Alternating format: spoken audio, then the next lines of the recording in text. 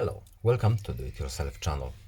Today I will show you where to find the options and how to turn on Bluetooth in Samsung Galaxy S22.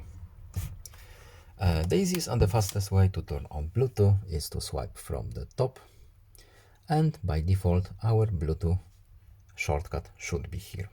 So we just need to tap this option right here, and if we have any devices that can be connected,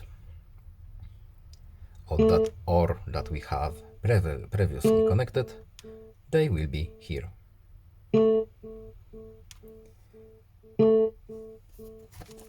So if this option is not in this menu, we need to go to Settings, Connections, Bluetooth, and here it is, the same function. I hope this video was helpful to you. Please leave a like and subscribe. Have a nice day and see you in the next video. Goodbye.